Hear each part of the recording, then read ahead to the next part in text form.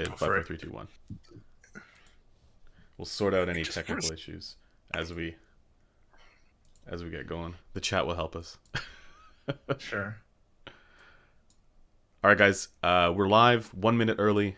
I was able to get it on time, get it all set up on time with the one and only Crinacle. I've left links in the description for So, you guys for his website, also his YouTube channel. If you haven't subscribed to Crinacle, well, it's actually weird because it's not Critical Plus, it's Crinkle. But I've left that link in the description as well. they don't allow the plus. I don't know why, Yeah, but there you go. yeah. So if you haven't subscribed to him yet, what are you doing with your life? No, go ahead and subscribe to Yeah. Crinacle. Um, Get me back to 100K. yeah, get him back to 100K.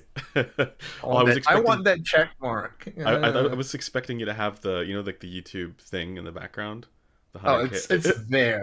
It's like Okay, there. yeah. And then also, if you guys want to support Crin, we do have. We'll let you guys know we have super chat enabled, but that's not the place to support Crin. If you want to support Crin, go to his Patreon, or the what is it the graphing tool where you pay for the next tier. Yeah.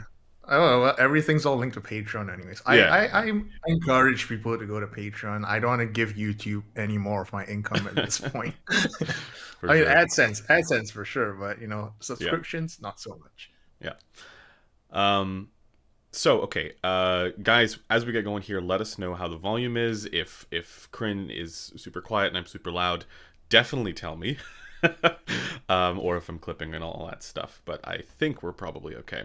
So with that out of the way, let's dive right in. We'll do Q&A, but I have questions for Crin, and I'm sure Oh actually dear. the chat has a lot of questions for Crin as well, Of which course. some of which we can get into, but we don't need to.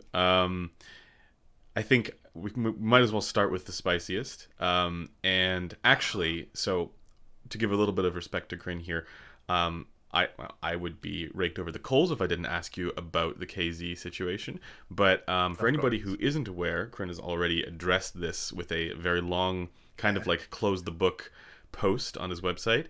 Uh-huh. And so I wanted to ask you instead more about the how I don't know, just your thoughts on how the community and the fallout like of this whole situation, just your thoughts on that more than like the the actual situation, because you have already The fallout. discussed that in length. Um, Yeah, I think the overarching theme was the whole renewed distrust over chi-fi in general, mm, where people started to ask about, like, oh, these things may be cheap, but now it feels like they're gonna cheat us with all of these like weird drivers and specs, right? And right, this distrust is also going upwards to like the $200 range, the $300 range, the $500 range. Uh, yeah, so that seems to be the greater implication for all of these, like this whole KZ drama thing. I'm trying not to make this about myself. I'm trying to like look at a much more bigger picture. So yeah, it's just more distrust. People already had somewhat of a low opinion of things that are made in China, and this situation is not making things any better. And I think the community is sort of worse off for that as hmm. well. Mm. Do you think it's spilling over into other brands as well, and just like stuff?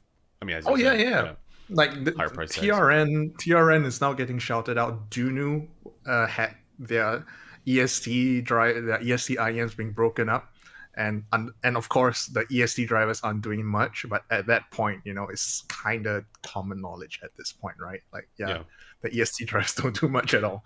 But yes, now people are breaking apart all of their IEMs to check. Some criticisms are valid, like yeah, like I said, with the whole, like, if your drivers are at minus 60 dBs, that's a problem.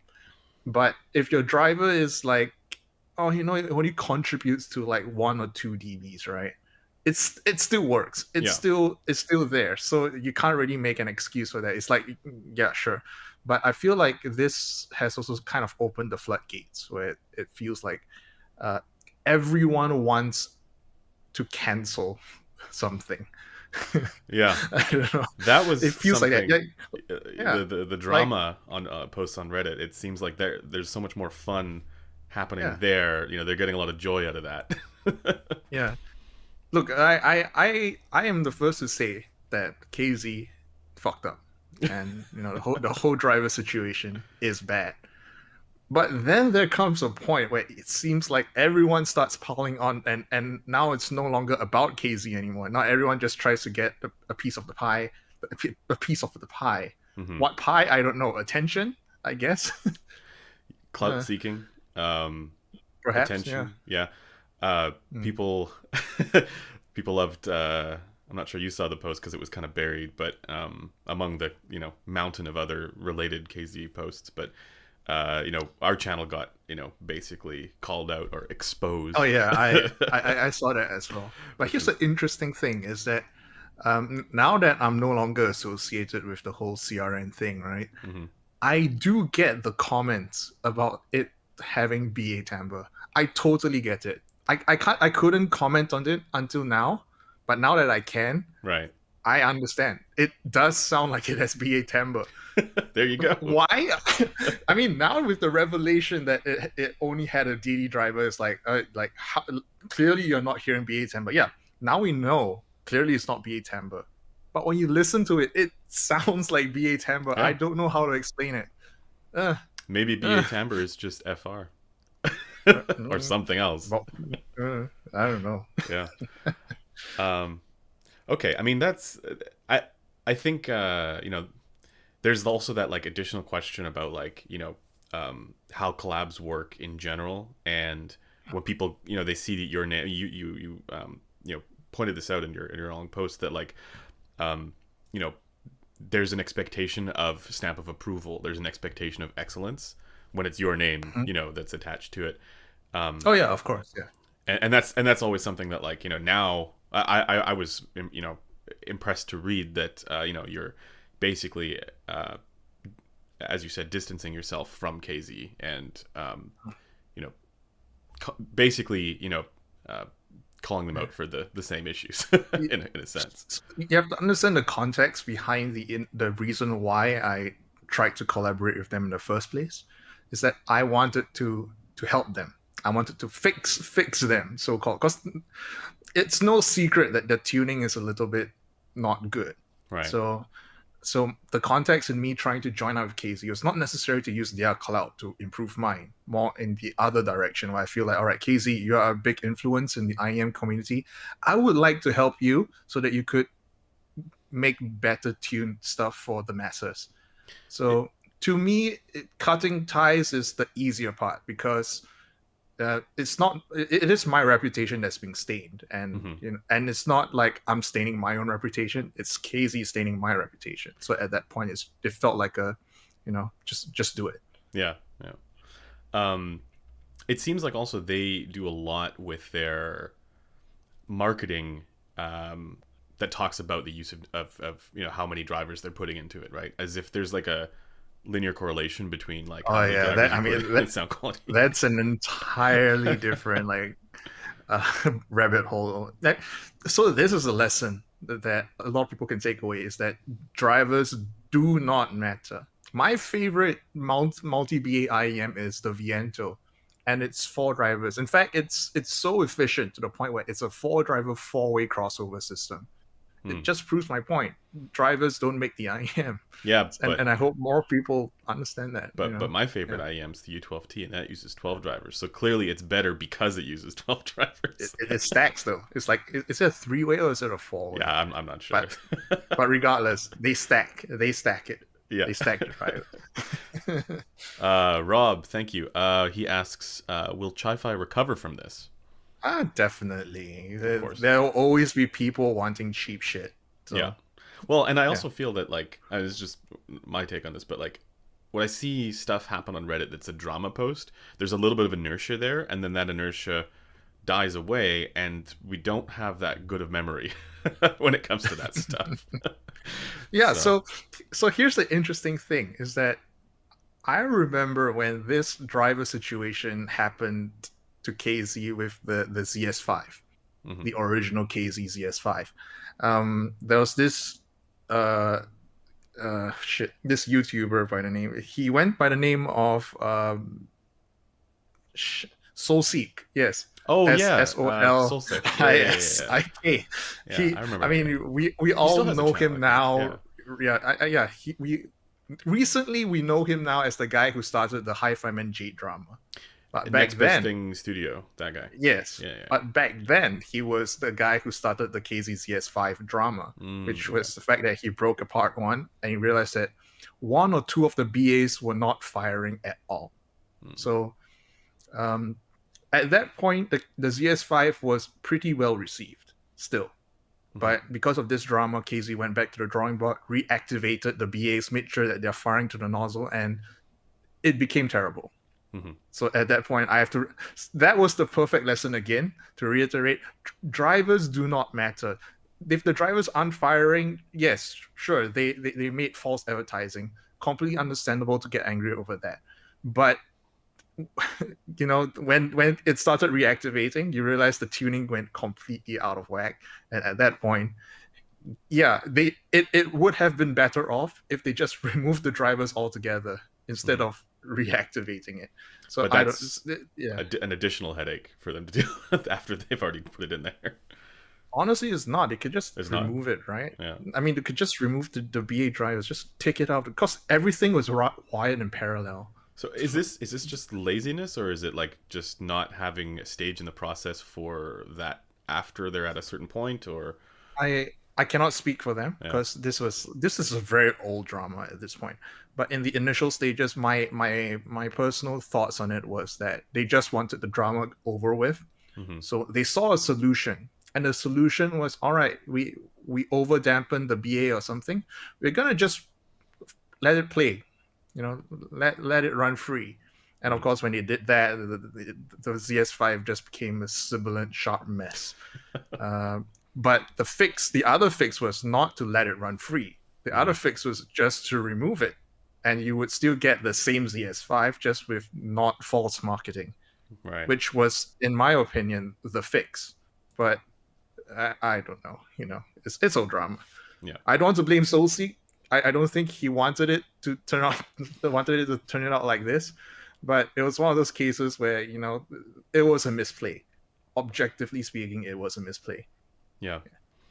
It is also funny though to see that like there's a lot of stuff that my biggest takeaway from this whole situation was what somebody also kind of posted on Reddit more recently, that like there's a lot of drama around it, but the reality is just that this is a 30 something dollar product. Yeah, you know. I don't want to disparage the people who genuinely feel offense towards false, not necessarily false marketing, but maybe misleading marketing coming from KZ. Hmm. But it is true that yes, you're paying very very low prices for it. There is going to be some shadiness towards it attached to it, or at least the implication of some shadiness attached to it, Yeah. regardless of how honest they may be. Um, so I wouldn't say that the criticism's unjustified, Yeah. but the reactions may have gone a bit too far. Definitely, Yeah. definitely. And So when I want people to quote me on this, I want to repeat again. It's not that I think that is unjustified. All right, I never said that. I just said that you guys may have overreacted a little bit, just a little bit. Uh, so the the related point there as well, I imagine, is that whenever the next Crin X somebody collab comes out, let's be just as hyped I for that and hold him to the highest possible standards. um I would like to say that yes, some are in the discussion, and this whole situation has gotten me thinking a lot more about the process. Hmm. So now one of my greater concerns would be having to be present at the factory, or at least at the R&D lab, in order to Hmm. at least facilitate some part of the QC process to show that okay, some of this works, some of that doesn't work. Yeah. Because again, most of the time when I collab with companies, it's in China. Right. I physically cannot fly to China because Hmm. Ebola. But now that I'm collaborating with other companies that aren't necessarily based in China, I could see myself, flying to the factories, Right. testing things out. Right. Yeah. Right. For sure. Cool. Well, I mean, Hey, GMS is here. oh yeah. Why not bring him here, huh? Second employee of headphones.com. Yeah. Um, yeah, we'll have to do that at some point. We did have him on the channel at one point for a live stream, so we'll have to do that again now that he's Yeah, but this is a guest. Now you're gonna have now him exactly. on as an I employee. mean, he can replace me. Like, what am I doing? um, but yeah, that basically covers like the KZ like drama stuff. At least the stuff that I want to talk about. I'm sure we'll probably get back to it because there'll be a lot of questions Yeah. about that. I'm sure, but um, you also, yeah, much to your chagrin, but I wanted to talk also about some of the other stuff, like the that recent trip to Razer that you did. I actually had no idea even that Razer was ah, in their headquarters were in Singapore, but yeah. shows you how much I know. Technically, it's they have two HQs. One is in America, and the other one Ah, is in Singapore. But since the CEO is Singaporean, we can call it a Singaporean company, right? yeah, Wikipedia calls it American Singaporean, right, but okay, at this point, I err more to the latter. right. Well, that was a, I don't know, that was a very interesting video because, I mean, that was really well edited. So shout out to, is it Timothy? Timmy, yeah, Timmy. Okay. Yeah. Shout out to just him for call him that. Timmy. Yeah. Okay. It was a really well edited video, but also there was a lot in that video that I thought was really cool. But what is it like when, manufacturers reach out to you and like, I thought it was a little bit funny that like after you, when you finally got to like, the, headphone portion, talking about their different headphones, Mhm, you know, it mhm. was about what I think most people would have expected your take to be. And I'm wondering if this is Right. something that manufacturers or people like Razer can also sort of Mhm. anticipate kind of going in that you're going to be reviewing this in a more, Yeah, yeah, yeah. unbiased So way. So I cannot say too much at this point, but I think I can say that Razer did expect my reaction to these headphones. They were very open in telling me like, hey, review it the way you want. We expect you to be negative about it. Um, but at the end of the day, they just see it as publicity, right? And of That's course, that was good to yeah, hear. yeah, it's feedback. So Yeah. so most people would see it from a marketing standpoint as a failure, Hmm. but from a much broader scale, it more speaks to the way that they can accept criticism. Hopefully, they can change. Hmm. Um, yeah, yeah. That's I mean, it's encouraging because there's and maybe it's also like related to like they're sort of in a different part of, they're not like the more boutique audiophile companies, right? They're in the gaming space with and they're also much larger than many of those, the more boutique Of audio course, companies, yeah, so a they don't billion live and dollars die in by revenue. that. Yeah, Yeah. So that, I mean, that's, but I think you're right. It kind of goes to show the character of the brand that they're willing to accept yeah. feedback and I've criticism. been getting like comments on my videos saying things like, "Oh, Razer have been improving their mice based off of user like influencer feedback. Yeah. Same with their mouse pads." I cannot confirm any of that. I'm sure the gamers in chat would probably confirm for me. Hmm. But yeah, apparently they're very receptive to the opinions of so-called key opinion leaders in the space, and I'm hoping that something good comes out of this Razer Yeah. visit, because again, like I said, they are probably, hopefully, going to send me the rest of their lineup over as well for me to analyze and give them feedback on as well. The Razer Opus, it's not bad. It is. I mean, I asked them for it okay. one day. Like I said, the entire Razer lineup Yeah. soon, kind of. We'll see. I need to call out my rep again and say like, hey, the video is doing pretty well. I'm Yeah. not sure if you wanted that, but Yeah. We bought an Opus just like from a store because we wanted to review it, and then unfortunately it had that like it was one of the ones that has the like noise floor issue. Mhm. And I think I've seen reports of that they like improved that in more recent versions of that. Oh So yeah, yeah. yeah, but it's They should solid. sending me the latest version. Yeah, yeah, Hopefully. exactly. Yeah. Um, I see here there's a super chat from Luca. Thank you. He's asking for our collective opinion because we always agree. on the Uh, best slash favorite full size close back headphone, and I know what Corinne's answer is going to be. But go ahead. yeah, I think I know what Emu Teaks. That Emuteek's your favorite. I was not expecting that. Wait, which one do you think I was gonna say? I thought you were gonna. Maybe you know more than me. I thought Maybe you you were know gonna more than me. say. I thought you were gonna say the best close backs are IEMs. Okay, you know what? That would be my default answer, uh, but the actual like proper answer, since this guy so generously donated a super chat, an actual answer would be Emu Teaks. Emuteeks. Okay, Yeah. I need to. I'll probably just. I need to get those. I reached out to Drop to see if they would be able to send them, but I think they didn't have enough stock. Uh, So I know Creative will probably not respond to you. I've tried.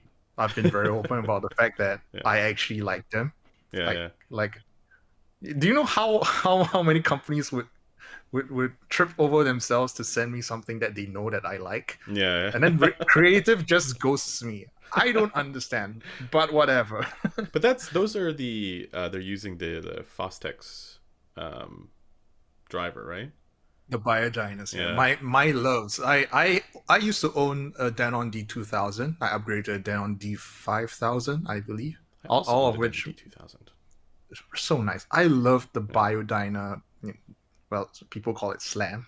Slam. Yeah, What is oh, that? it punches. It punches. I Okay. like the bass. I like the bass. Yeah. Yeah. Um, I would say my answer to that question is the Odyssey LCD XC 2021 with a bass shelf with EQ.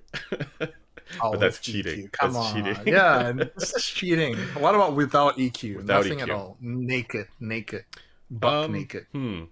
I like the Aeon 2 Noir. I thought that one was pretty good. The hmm. There's a lot that I like that I know Corinne doesn't like. Like I like the Celestia and the Radiance. I thought those were both pretty good. But I except hated the Celeste and I was okay with the Radiance. yeah, Yeah. the thing that I don't like about the Celestia is the clamp force. Kind of like I've got a big It head, you know. So, yeah. but the Radiance was a little more relaxed, like easy to wear. Yeah. So that one I like that one. But also, yeah, I mean, hmm. I think my answer would probably be different if I had a chance to listen to more of the ZMF closebacks, because those are the ones that are like they also have a Biodyna as well. So Verite closed. oh then yeah that one yeah of course yeah I'm uh, alright with it. I wouldn't call it my favorite. My again, Evening Takes still my top. EVTs. Okay, Yeah. all right guys, we just basically got them to sell out of Emuteeks from this one stream. I'm just kidding. No more available. I think everybody's looking for that, you know, like really good value Like closebacks. one of the Biodynas. The 610s as well. Great. Amazing. Love them. I wasn't a fan of the all that much of a fan of the what's the ebony, the 600 ebonies. The I have not tested any of the 6 years. Drop things in general are Yeah, so hard for me to get for some reason. But yeah, uh, X00 haven't tried it. yeah. I've only tried the official Fostex stuff. So Right. 610s, 900s, 909s. 909s are terrible. I hate it. I hate it. Yeah. 900s are my guilty pleasure. That's for Right. sure. Yeah. And there's a lot of other ones that I just also haven't tried, like the Denon D9200 and stuff like that. You know, so there's stuff Oh, out there. I did not like the. Okay, maybe it's just my nostalgia talking, but you know, all the Denon stuff I loved about the original Foster ones. So when the new 200 series, I call them the 200 series, right? Hmm. Yeah, when the new 200 series came out, I just had no love for them at all. Yeah. I don't think they were bad. I just didn't feel anything for them at all. Yeah. Podcastages is in the chat. Shout out to Oh shit! Podcastages. It's Andrew number 68. It's Bandrew. It's Bandrew with Yeah. Andrew B. Yeah. Exactly. Fantastic. Um, as somebody says here as well, Aeon X closed from Drop, and that is one that you have to try. I'm curious what your thoughts are on that. Okay. Yeah, I'll try and poke my drop representative. Well, it's one of those where I can sort of anticipate what you're. I mean, it depends, right? Because I actually found that there was some due to the pads. You know, there's some unit variation on those, but the it's one of those where like the technicalities might not be anything special, but the frequency response is so good that you kind of don't care. You know, The Aeon X.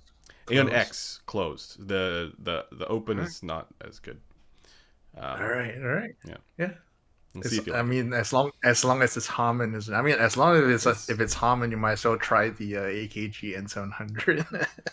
and the noise canceling one, Yeah, that one. Okay, it is more bassy than Harman actually. a little bit. So Yeah. I actually found it too bassy for my tastes.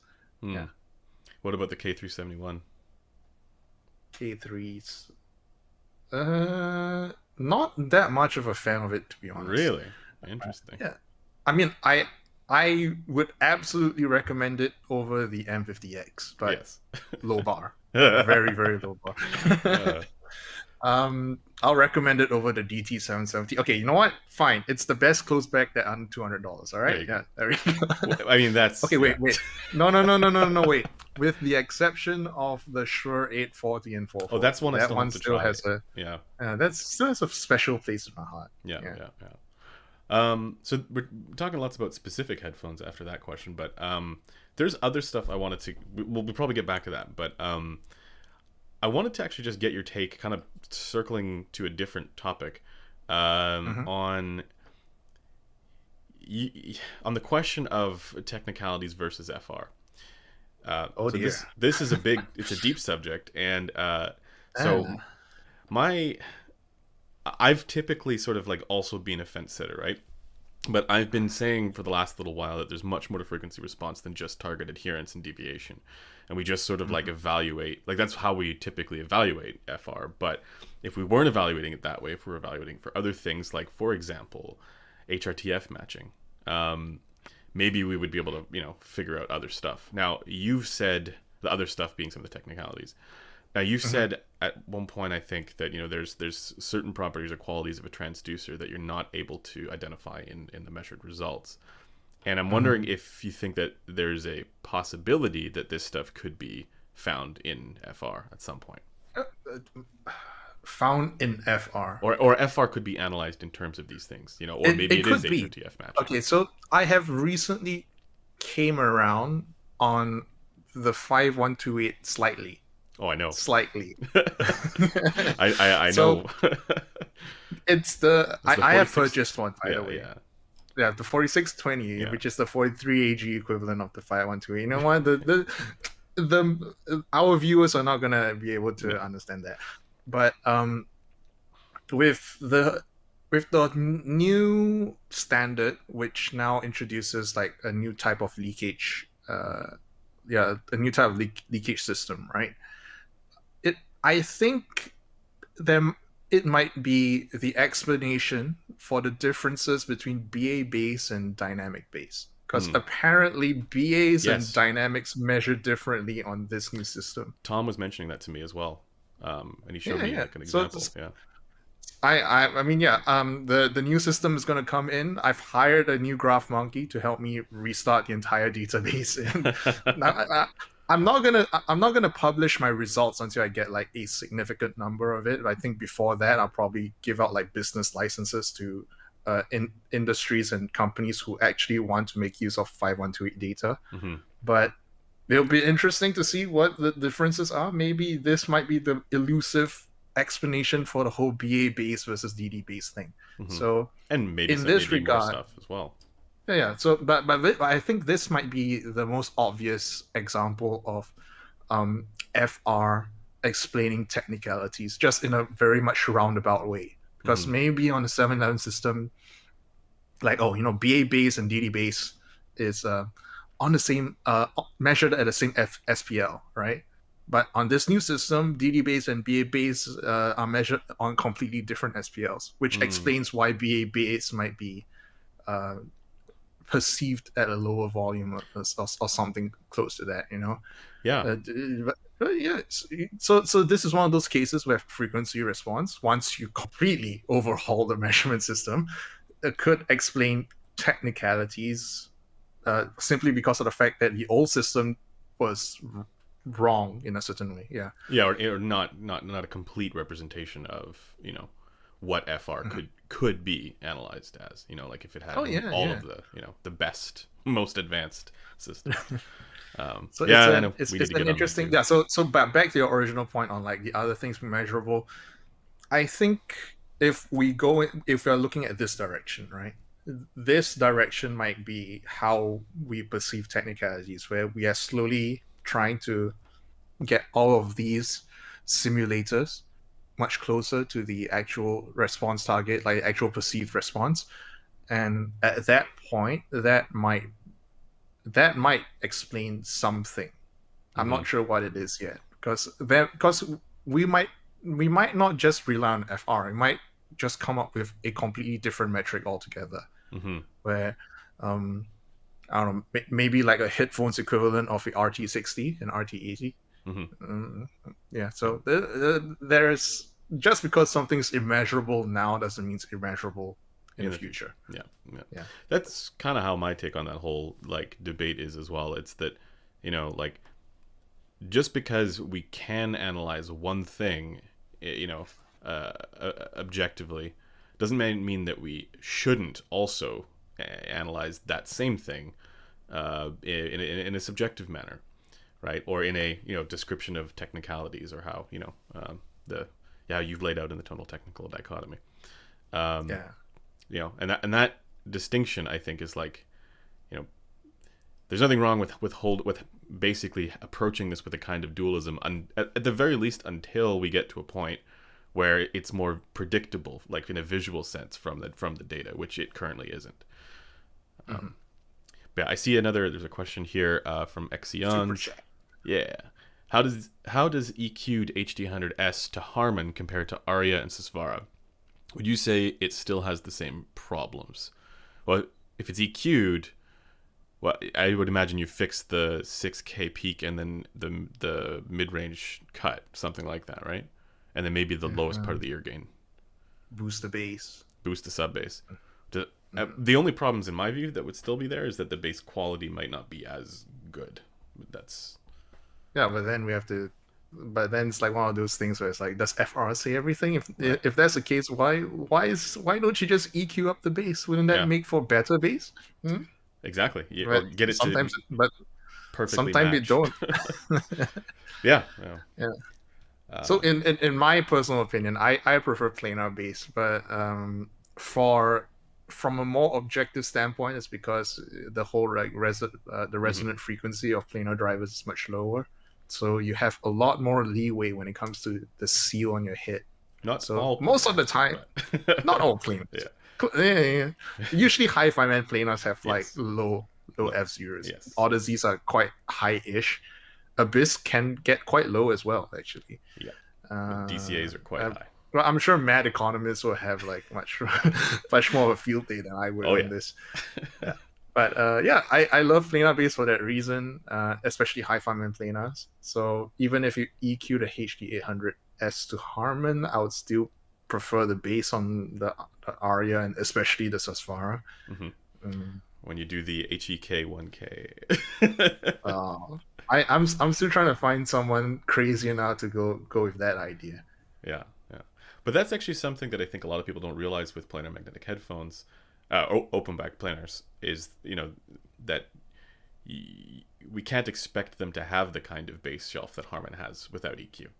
You know. Oh yeah, yeah. So that is one of the biggest challenges for an open back. Everyone wants that sub bass response, Yeah. but it's physics, man. Yeah.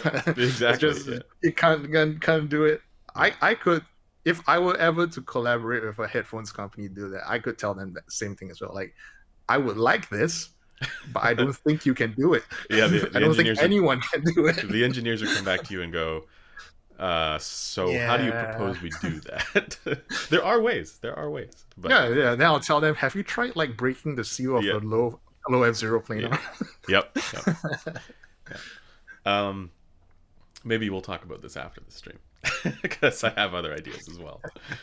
Um, so to get back to the question though, H800S compared to like an EQ'd H800S compared to an Aria and a Sysvara, I actually think, I was just my take on this, but I mean to me the Sysvara is in an entirely different category, both because of the price, but also because of like the subjective technicalities stuff, right? Oh, But disgusting. Yeah, exactly. But it is an interesting question between the H800S and the Aria. They're both kind of like, bright-ish, like neutral. Like, I don't know how to call that, right? Because they both have a mid-range dip. Mhm. The ear gain is a little higher on both, just done differently. So it's tough to say. I would probably lean more towards the Aria being more detailed. If they're Mhm. both EQ'd, um, I think there's some inherent advantage to planars in that sense, but I can't really just explain it any other way. But what are your thoughts on that? Um, if both of them are EQ'd to Harman, Yeah, or close enough. oh, close enough. It goes back to the whole like technicalities Mm, thing, right? And also soundstage. Okay, let's go with the more obvious one of everything, which is soundstage. hmm. I would still say that the HD 800S sounds wider than every single hi-fi man. I think it's fair to say that. Yep, I would agree. So mm, can't EQ that in.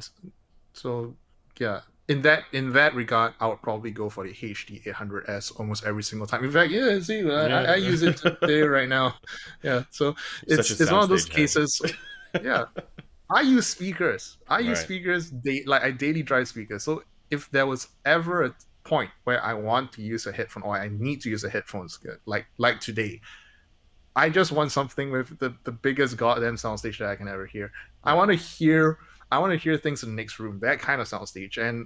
And yes, the 800S people call it overly diffuse. I just hear it as yes, now I'm finally getting that speaker like sensation that no other headphones can give me. So I it's yeah. funny you mention that because I used to go into this being like I like the presentation of headphones more than speakers, and to a certain extent, like I still there is something about that when I really get deep into pardon me deep into headphones and deep Is it into the listening. hard pan? Is it the hard It pan might effect be. that you prefer? Yeah, I Yeah, don't know. I think because it's it. because for a while, yeah. So for some tracks, for some musical Yeah, tracks that I have, I do genuinely enjoy headphones more because like the hard pan effect sounds better. But yeah, some audio tracks also don't. Like the hard pan effect just sounds distracting. So it yeah. really, to me, it depends on which song I'm listening to. But 90% of the time, I prefer to listen to most tracks on speakers. So I was gonna say lately I've been because I set up some speakers in the studio now, and so I've been listening to speakers a lot more. And I think the issue is that like for the longest time I just didn't have access to speakers that sounded any good. Oh So yeah, it's like, oh yeah, headphones are you better, got to but calibrate your you, speakers. That's you for sure. actually Yeah. yeah. And now that Yeah. they're like in the right spot, it's those Head O7s Mark IIs, Oh, and okay. so they're very high I end. I I hear that they be a bit sharp. What's funny is I actually okay. So I haven't posted anything about this, but I actually after I set them up, I took the 43AG and held it to my head Oh dear. and started doing a bunch of measurements, kind of where I was sitting, and I was honestly not expecting it to look like a normal HRTF would. I was not expecting that, and it did. It looked like a good headphone measurement. I was like, wow, that's surprising. it's um, it's almost like emulation works. yeah, it's almost like they designed this like an actual to be like an ear simulator somehow. Oh my god. Yeah, but and that's also like because they have different functions. They have like linearizer for phase and for frequency response and all that stuff. And I didn't have any of it enabled. I was just like, here's the default. Let's see how it goes. And I was like, Yeah. wow, that's very close. And so I still need to like dial in the linearizer system that they have there Mm, to see how it mm. is both before and after. But also like I if you tilt your head just even slightly, like the whole thing changes, right? So yeah. yeah.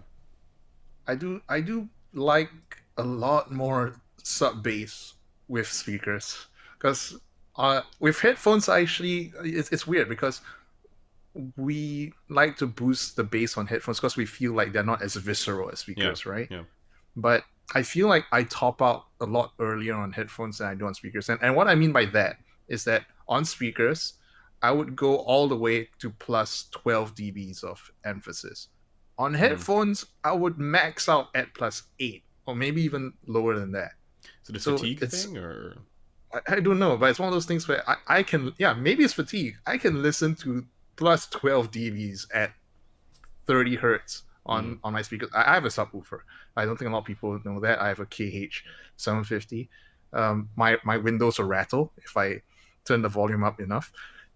I would listen to that for hours and end. But if I go anywhere beyond that on a headphone, I can't take it. I Mm. don't know why. It's Mm. it's it's, it's a weird thing, but I think that might also be a reason why, when you port over speaker targets onto a headphone target, Mm. like after adding on HRTF and all that, right? Uh, it's where we get like, so, yeah. I don't know what is it about that.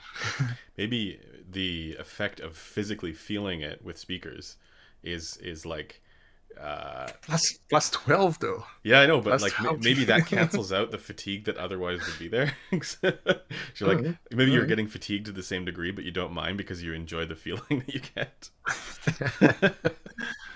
But yeah, it's an interesting question.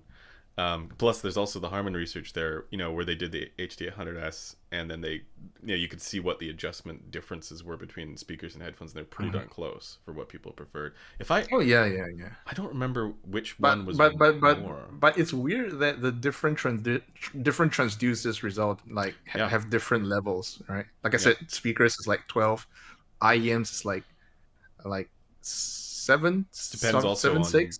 well, Yeah, and subjectively headphones even BA lower versus than that. DD. Honestly speaking, yeah. I said I max out at +8, but I usually just listen at like 4 or lower Okay, than that. yeah. Yeah. Um, Getting back to the super chats here, Eric asks, have you guys tried the MMX 300 Gen 2? I haven't, but have you? I don't think I have. Sennheiser? No, Bayer Bayer Dynamic, Dynamic. I think. Right. I have reached out to a Beer Dynamic representative. They're Yeah. gonna arrange for me a DT 700 and a DT 900, like the Pro X or whatever it's called. Uh, but no, most Beer Dynamics I have not actively tested, and that includes the MMX series or the what is it called, the Tiger series. Okay, I have tried the Tiger series. Tiger is basically, I'm told it's very similar to a 990 driver, or at least it's the More or same less, driver. yeah. In terms of frequency response, at least, yeah. Yeah, yeah. Although, yeah, the one that we got is different. It measures different in the base from the one that you got, and I think it might be a change, some revision that happened. Oh, So, okay. Yeah, but yeah, Bayer, yeah. yeah, Bayer sound. um, I see here. There's a comment. It's not a super chat, but it's a comment saying, "Jude's trying so hard to, or Jude trying so hard to, pushing the 5128 is greater than Gross agenda, with the example of measuring the Westone W60 is misleading." I want to get your take on that, given that now you're Mhm. working towards a 5128 adjacent database. It's That's putting you on the spot as best I can. uh, okay, so there it is well known that all of these like 5128 couplers yeah, have a notch in the 500 hertz region. So if you're using the old Harman target, all yeah. of the all of the old IEMs all of the old IEMs measured on the 711 coupler that measures with bloated bass at around 500 hertz suddenly measures like Harman. Mm, So suddenly it seems like people suddenly have an excuse to promote these bloated IEMs because, on this new rig it measures like Harman. But right. then what people don't know is that on this new rig you need a new Harman, which has not been developed yet. So I haven't listened to the specific ones that were referenced, but mhm. at least not. Can't think off the top of my head. I mean, with at least the Westone That's W60, one. I can assure you, it is bloated And bloated as hell. if you listen Yeah, to it, it does. I was going to say is if you listen to it, it does not sound like Harman. like, absolutely not. like, Which is why I was like people saying, oh, on this new system, like this 500 hertz notch, this is real. And I was like, it may be, maybe, but I don't hear it. yeah. It I just think sounds bloated to me. there needs to be new research, like that research for we need to extrapolate it over. And Um, I mean, the way I see it is a very simple solution: is that we just need to develop new targets for new yeah, system yeah, because for some reason, people are using the old targets based on the GRAS system on the That's Brew and Care system, It doesn't make which sense just to me. blows my mind. Yeah, Yeah, why would you do that? Just even make it. within the same standard, they're not the same. Yeah, like head acoustics that are ratings needed to make their own Harman target because they're Hmm. using a head acoustic system, which is not what Harman used in their Harman International study. Mm, yeah, Yeah. Um, this is getting into the weeds on the measurement stuff, which is great. Um, great for us, but terrible for all I the don't viewers who care. can. Like, yes, squiggly lines. Yeah, yeah, That's Harman. Yeah, yeah. grass. We're as you said, we're both measurement boys. So, um, I was gonna ask actually, are you aware of any? There's a bunch of folks now who have the 5128 and that Mhm. 5128 and related stuff. Are you aware Right. of anybody who's doing a database with that yet? Like I know Jude has a whole bunch of measurements, but I don't think he's planning on Sound coming guys. up with it. Yeah, so Sound sound guys. guys are the ones that I was thinking about Mhm. with that. So Sound Guys is one of them. I don't want to give Headfi credit because they haven't published a lot. Mm-hmm. It's in comparison to Sound Guys, at least Sound Guys is doing way more than Headfi on the 5128. Mm. And then in maybe in a month it'll be me. I will be the big Yeah. 5128 boy. So that gives you the opportunity to make the IEF target for For the for the yeah, 5128. Yeah, which is great. yeah. Yeah. Which should probably just be a modified version of diffuse fuel, to be honest. Diffuse fuel on the 5128, You could do which I'm sure Brewing Care would provide at some point. yeah, but you Yeah. could even do that with the Harman tilt if you wanted. That's Well, yeah. basically I what mean, yeah. what we were gonna I'll do. have to generate like new curves for everything because Yeah. there's no curve. There's so much research done on the Grass 45 BB, Yeah. and almost nothing on the 5128 because Yeah. it hasn't been widely adopted yet. Yeah. Yeah. We'll probably circle back to more measurement stuff, but there's more chats here. How big of a difference between the A and A plus technicalities and S tier? So the A and A plus on one hand and S tier stuff on your list. I think, I mean, at that point, at that high level, it's just a difference of me thinking like, I think this is more than that. It's a relative thing at that point. Yeah, Mm-hmm. it's a really tiny difference, but it's one of those cases where if I feel like this IEM, I feel like it's a little bit better in the technical department than that one, then I'll just put it one league higher. Mm-hmm. And if I don't think it's any different, or if I think it's on the same league, I just put it in the same rank. Yeah. So in any case, the entire ranking list is relative. It's IEMs versus each other, not necessarily like this um, objective scoring system. Because Mm-hmm. S tier is only S tier relative to everything else. The related question here is, what is your favorite technical aspect? On And is it soundstage? And why is it dynamics or contrast? IEMs, I don't give a shit about soundstage Oh. because at that point, like you're not okay. So my scaling for let's assume speaker, soundstage, and imaging is at 100 points, right? I would say headphones probably max out at 40, and maybe an average of about 30. And then we have IEMs, which are probably near like 5 to 15. Mm. So, and with this scaling in mind, you can see why I really don't care about IEM soundstage anymore, because it's Yeah. relative to speakers and relative to like actual proper imaging, it doesn't matter at that point. So I see a lot of people going apeshit over like super minor differences in imaging and soundstage in IEMs, and I'm just like, this small difference relative to proper playback literally do not matter to me. It's like one of those like comparison points where it's like, Yeah. um, I can tell the difference between 1 meter and 2 meter, but I cannot tell the difference between 1 millimeter and 2 millimeters because Mm-hmm. at that point the scale is so small. Like, yeah, Yeah. yeah. My roundabout answer to that one is what, like, the differences between, like, A and A plus versus S is that it is entirely contingent on how much you care. because there are people out Yeah. there for who I could put a Susvara on their head, and I could put an Mhm. M50X on their head, and they'll go, "Yeah, the Susvara sounds better," but they won't give a shit. You know, it's like the difference doesn't matter to them.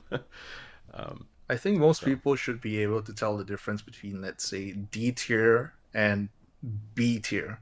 yeah, Yeah, I think that is the what you call the what most people should be able to differentiate. yeah, Then as you go up, like B to A to S, that is where, people will call it placebo at that point, because the differences are going to be that minor, and that's where you start talking about diminishing returns, where it's like, oh, why should I spend this much extra money on this IEM, on this headphone, when you're just going to get this much like extra resolution or whatever. And it's like, yeah, then if you're asking yourself that question, don't save your money, just leave. You're better off. Your wallet will thank you. yeah. Just go. And see, that's the thing. Is like I noticed this as well when I put together my own sort of ranking list as well.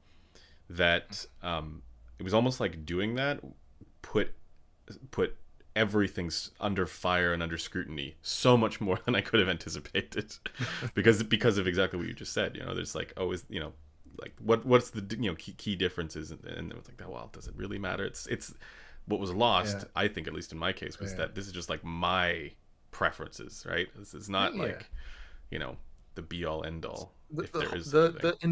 the initial version of my ranking list took like 2 months to collate, and that was with only 150 entries. Yeah. Yeah. Well, I So like what you said about yeah, it being relative too, because like, I mean, you've changed them before. You've like changed the, as new information becomes available, right? You've then re-ranked things, which is key, I think. We yeah, see yeah, yeah. some more chats here. Sorry to interrupt. The Rob says, whenever Crinacle shows he's aware of how influential he is, it gives me girl who knows she's pretty vibes. So so you guys heard it here.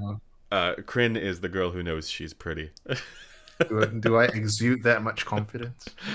I uh, try not to think of. I try not to think too much about that, in all honesty, see, because you could go to the uh, beach and have somebody take, you know, photos of you with you posing at the beach, because you know, you could say, you know, you're an influencer. okay, so yeah, at that point, like, when I go to an audio store with a camera, people don't seem to stare at me as much anymore, because uh, they're like, "Oh, right, it's that guy." Okay. yeah. Well, now you can I'm, say I'm you're a not gonna YouTuber. I'm not gonna say whether or not that's an insult to me or not, but that seems to be a sentiment. Whenever I take out a camera or I take out my measurement mic in store, people seem to be like, "Yep, it's that guy." Yep. Have you gotten like fans to ask you to sign stuff? Not sign, but I have had people recognize me in audio stores. Oh, Like, okay. I fully am aware that I am semi famous, but I'm niche famous. Where it's like, if I go out on the street, no one recognizes me, and I love that.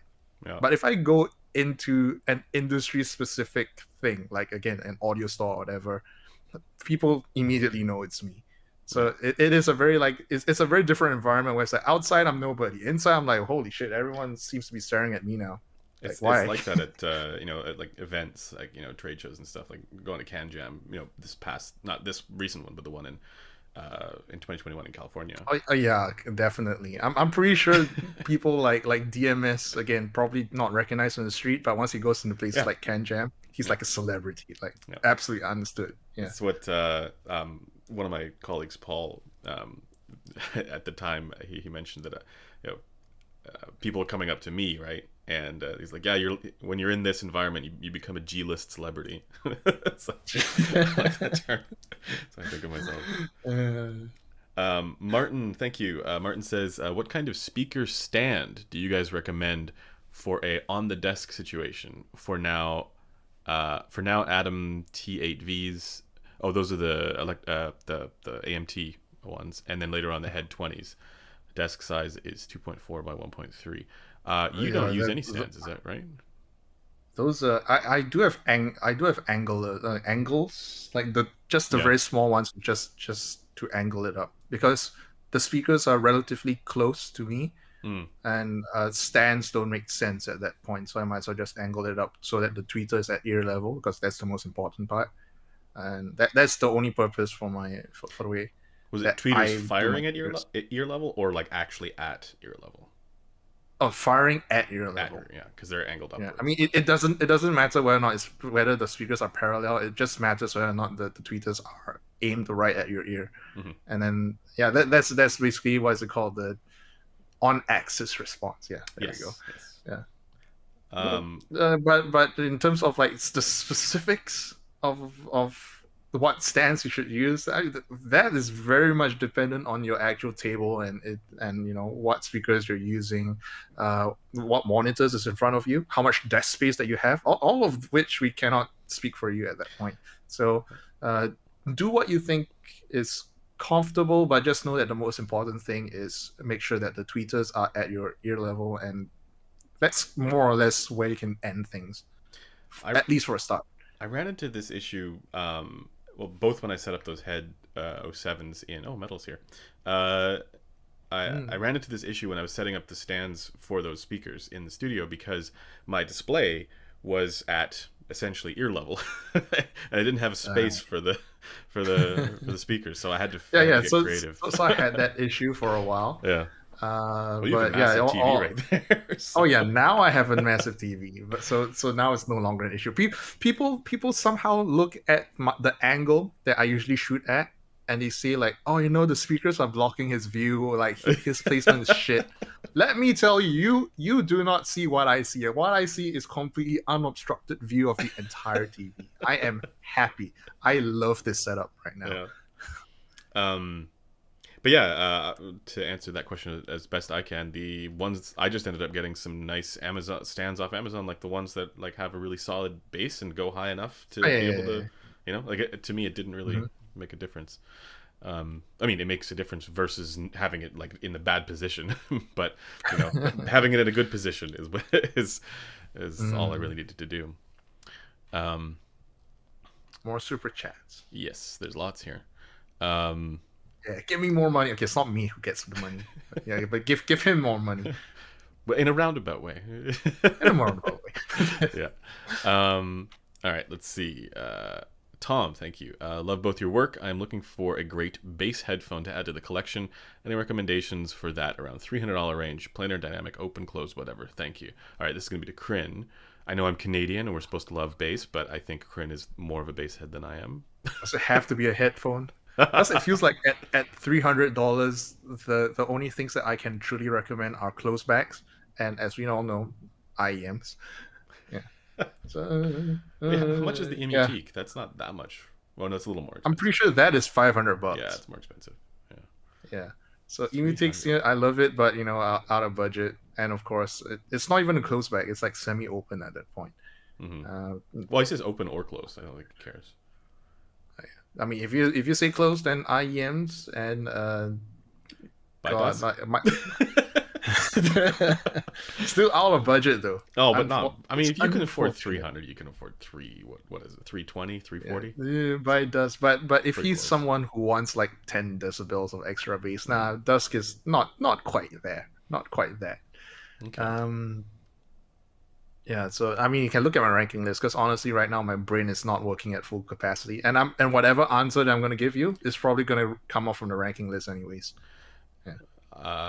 I'm gonna say K371, but that's probably not enough bass for you. So maybe Yeah, not DT770. enough. Yeah, Yeah. no. Okay, so if the 371s are in consideration, then 700, the N700 has more bass. We say Again, N700 is but the N700 is the not as ANC one, technically impressive. I would say, not that the nah, K371 is either.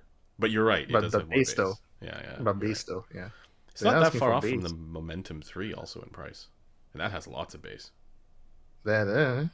So it depends on whether or not you want like something like super technical with Yeah. bass, which is honestly not going to be that easy to find, because a lot of those things are like yeah, a lot more expensive. Yeah. Mm. To the ranking list. To the ranking list. Just look Yeah. at it. Whatever Um, answer I'm going to give you is just going to come from there. um, I need to get a new DT770 in because there's been so many revisions and everybody keeps asking for comparisons with that one because it's like such a staple. So maybe I'll have Right, another right. Oh answer yeah, at yeah. some point. So the 770 is a like purely in terms of base wise, a good choice. Yeah. Yeah. Um, Just just treble though. just the trouble. Yeah. Just Hey, treble but though. after 6 months, then maybe Oh it'll sound god. okay. Oh yeah, burn in, huh? Burn in Yeah, the pad. yeah. Yeah, there you go. um, See, we need to like increase the used the used market price for Bear Dynamic pads. It's got Mhm. 6 months of use, so they're worth more.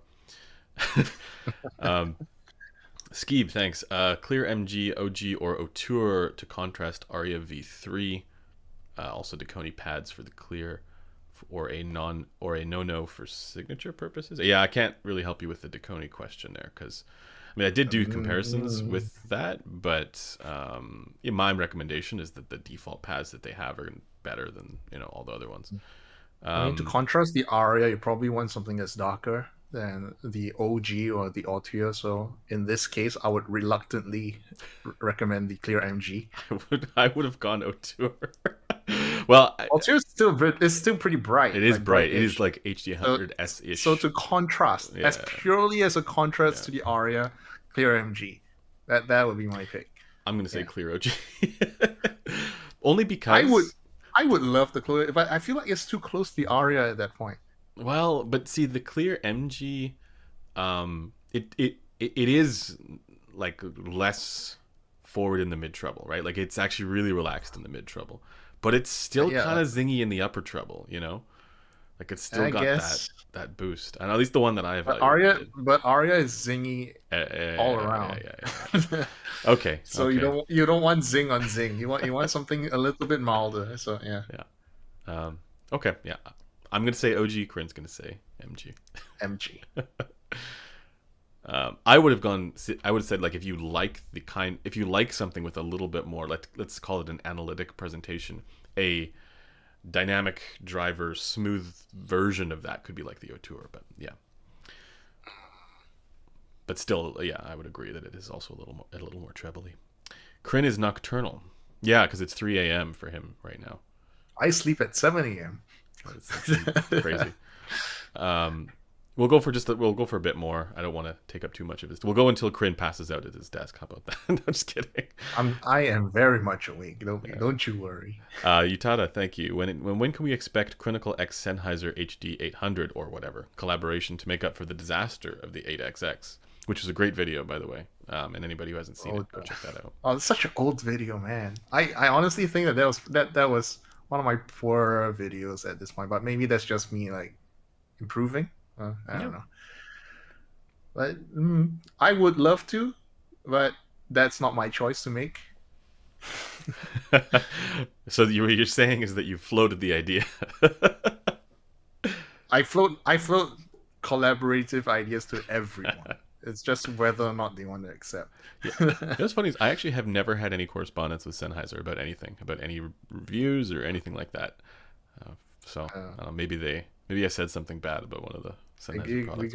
got trade places. Like you get correspondence from Focal. I don't. That's true, yeah. And although not, yeah, it's been a while since I've chatted with those guys. But yeah, The actually, Frenchies don't like me, but the Germans don't like you. yeah, which is it's crazy because I recommend many of their headphones all the time. But no, actually, yeah, Focal invited me to go check out us to go check out their factory way back in November last year. So Oh dang. I'm trying to put together a video on that because it wasn't just us, so it was a little bit like it was a tour, but it was like we could it wasn't like a structured thing that I could do. I had to kind of just, oh, this is interesting, let's film it, and then turn it into something afterwards. So I'm still working on that. So yeah. Boyd, thank you. As someone who might not ever go to CanJam or RMAF, or I assume that's what you mean, Rocky Mountain Music Festival. Thank you. Even the chat has been very helpful. You're very welcome, and No thank you for that. problem. We are on the same boat. I've never gone to CanJam in the last 4 years. Are you going to CanJam Singapore? I mean, at that point, it's right at my doorstep. See, then I you're miss gonna out. be like way more than a G-list celebrity. You're gonna be like, the guy. Oh dear. Here's the weird thing about, okay, so I guess let's talk about Can Jam Singapore. Here's the weird thing about Can Jam Singapore is that we are in a place where you can demo everything under Mm, the sun at so many audio stores. So to us Singaporeans, Can Jam is not a place to demo anything. It's more just a place to connect, yeah. and that's about it. So if you're a foreigner coming in and you're realizing that why so many people aren't actually demoing things, that's the reason why. Because we the Can Jam is not our opportunity to demo at all. We are literally just talking to friends at that point. Yeah. Um, I I would love to go to a Can Jam Singapore, or just go to Singapore in general. And Just come, just yeah, come. yeah. We have a VTL vaccine travel lane right Oh now. yeah, yeah, that's good. So yeah, Yeah. come Um, over. we yeah, it's more a question of timing, because what I didn't realize is that it's like real soon. Like, April 2nd. Yep. yeah. So I just had not that was not on my radar until somebody mentioned it, Just, or you just mentioned it. Yeah. yeah, In the chat. just call up the other Andrew and Yeah. ask him for like funding, right? Yeah. Well, it's more. There's all kinds of stuff to do still, but yeah, we'll see. Oh dear. Dark Canister, thank you. Hi guys, enjoying your stream so far. To Crin, I see that you have graphed both the CCA, CRA, and C10, but you have only ranked the C10 so far. How do you find the CRA compared to the C10? And I'm going to add a I think little corollary to that. Why mhm. isn't it the case that, things get ranked as soon as they get evaluated? I think it's just more like a lot of things on my plate, right? Exactly. No, I'm I anticipating that. I have to, so I understand that I am basically a one man army. I have to do measurements by myself, which takes a while. I have to publish them, which takes a while. I have to do videos on top of that, which takes a while. And then on top of everything that I have to do, like outside, meeting up with people, the business partners, and all that, I then have to find time to think about the rankings that I have to do, and then ensure that the rankings actually make sense, and make sense in the context of the entire ranking list, which takes time to think. Hmm. So when I do rankings, I usually dedicate like 2 or 3 days uninterrupted, just staring at the IEMs I'm going to rank and thinking about the spots that they're going to go on the ranking list. But to the original question, the CRA versus C10, um, I didn't want to talk about the CRA at first because that was conflict of interest, because CCA was or is a subsidiary of KZ, so that directly intrudes so called with the CRN. So, but and people need to understand that conflict of interest goes both ways. I cannot talk about competitors in a bad light, but at the same time, I'm also allowed the right to not talk about them in a good light, Hmm. because it's going to affect my profit and all that. Not that the CRN gave me any profit, because they only paid me once, so any further sales literally do not benefit me in any way. But now that I've distanced myself from KZ, maybe I should talk about the CRA. But at the same time, because I've distanced myself from KZ, maybe I shouldn't be promoting the CRA. It's Hmm. kind of a dilemma there, I know, but we'll get there again. But CRA, it is a genuinely great IEM. I think at this point it's just like it's undeniable. At that point, people have loved it even without my opinions coming into the mix. So don't listen to me. Listen to the community. They've said it's good. Just take it at their word. Right? Take it at their word, right? When stuff like that happens, like I don't mean like the sort of community narrative or sentiment around stuff, but more so when somebody when they come when a brand comes out with something that is super cheap, and they just happen to like hit something that the community loves. Do you think that's intentional, or do you think there's like an element of luck involved in that? Like, oh, see what happens. It could be, because from the way that I see it, it seems like, again, that the whole like throwing everything at a wall and see Yeah, what sticks, right?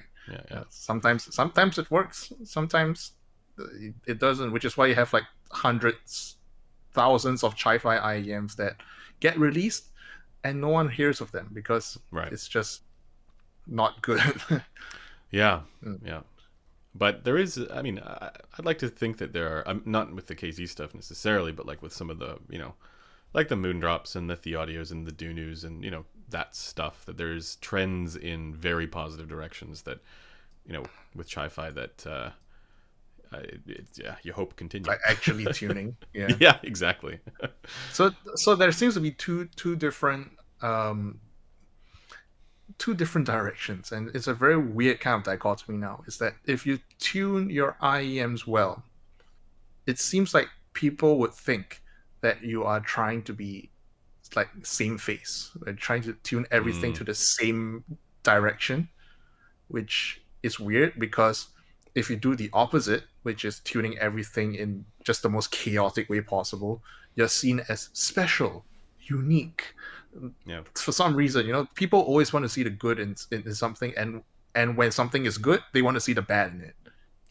Is this weird like yeah, contrarian kind of thing going on where it's like, you know what, we have this Dunu trying to tune everything to Harmon, we have Moondrop obviously starting the trend of tuning everything to Harmon, and then we have the other brands where it's like C Audio where it's trying to get on the band, where all of them are sound the same now, quote unquote sound the same now, when anyone who listens to all of these IEMs and A/B test them would know they all sound different, even though they're tuned somewhat to the same yeah, direction. Because no matter how hard you try to tune something to a certain target curve, you're not going to hit it 100%. And that is what creates that small subtle differences. Some of them not even subtle differences. Some of them straight up like, all right, you know what, this is completely different. Like the Titan S, the Duno Titan S, measures very similarly to the Moondrop RES. But a do little they brighter, sound the same? a little brighter. Yeah. Do they sound the same? No, they don't. The Titan S and RS are very clearly different tuned IEMs. They might have taken liberties with the Harman target, which is why you get these slight differences in tuning, and that's what results in them sounding different.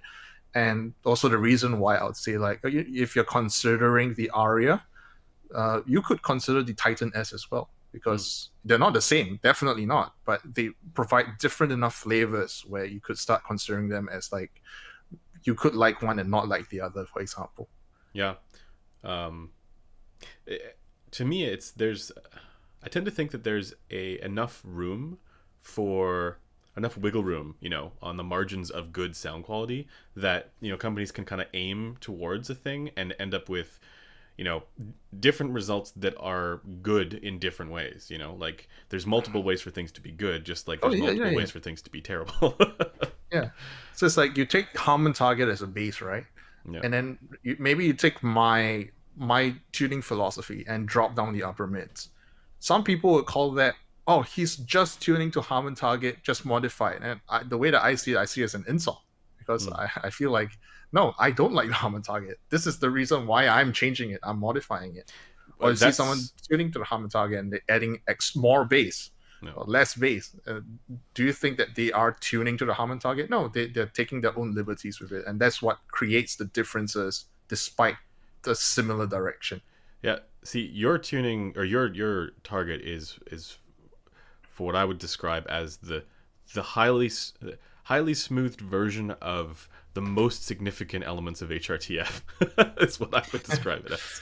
it's it's like vaguely diffuse field, except I flatten everything after Yeah. like below 900 hertz. Flatten in that I don't roll it off, Yeah. and then yeah, yeah. But here's a Mm-hmm. question for you.